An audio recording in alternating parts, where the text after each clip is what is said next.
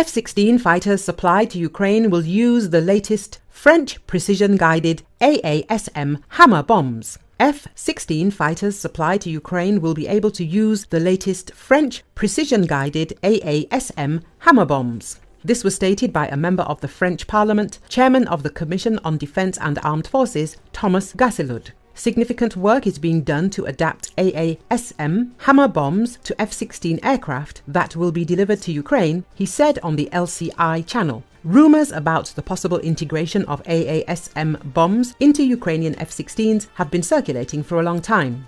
The new message can be considered the final confirmation of previously stated data. AASM is an upgrade kit for conventional free-falling unguided bombs. The Hammer's range is approximately 70 kilometers. Modularity provides for the possibility of integrating various guidance units and various aircraft bombs. Note that Ukraine is already using AASM at the front. They are carried in particular by Soviet Su-27 fighters. The standard carriers of these ammunition are the French Mirage 2000D and Dassault Rafale aircraft. 4 countries have pledged their aging F-16s to the Ukrainian Air Force so far. These include Belgium, Denmark, Norway and the Netherlands. Different sources cite varying figures, but the most commonly mentioned quantity of F-16s that Ukraine will receive is 61 units. It has been frequently reported that the arrival of the first F-16s in Ukraine will likely begin in mid-2024.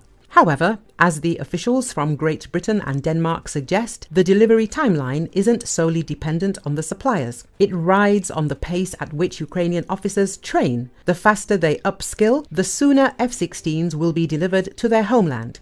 Kyiv has long requested the advanced jets to upgrade and replenish its air force, battered by more than 2 years of war against Russia's superior and more numerous aircraft. Russia has used its aircraft, flying outside of the reach of Ukraine's air defenses, to launch devastating aerial guided bomb strikes on Ukraine. Ukrainian drones destroyed Russian miracle weapons depot, Forbes. The Russian Air Force drops up to 3,000 adjustable KAB bombs on the Ukrainian positions on the front line every month. That is why on April the 27th, Ukraine sent dozens of long-range drones to an airbase in the south of the Russian Federation and blew up a warehouse full of smart kits for cabs. Forbes reported video and satellite imagery from the aftermath of the attack on Kushchayovskaya airbase, 200 kilometers from the front line in southern Ukraine, depict burned-out buildings and heaps of wrecked cabs. The overhead imagery may also hint at the destruction of at least one Sukhoi Su-34 fighter bomber, the Russian Air Force's primary cab carrier.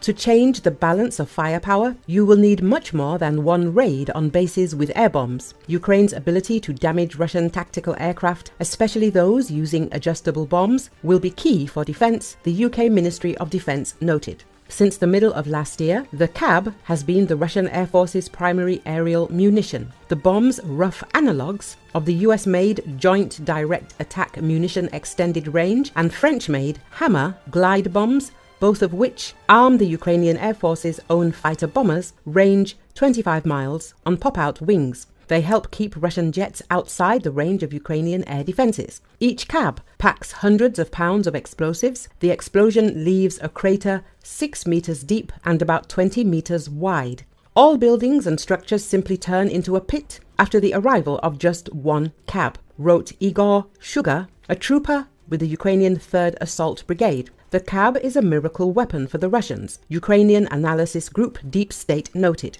And the Ukrainians have practically no countermeasures, except perhaps to blow up the sheds where the Russians store the bombs before loading them, 4 apiece, onto their Su-34s. It's unclear exactly which drones the Ukrainians flung at Kushchayovskaya. They've got options including ex-Soviet spy drones with warheads in the place of their cameras, modified hobby drones packing pounds of TNT, and pilotless short planes with bombs under their bellies.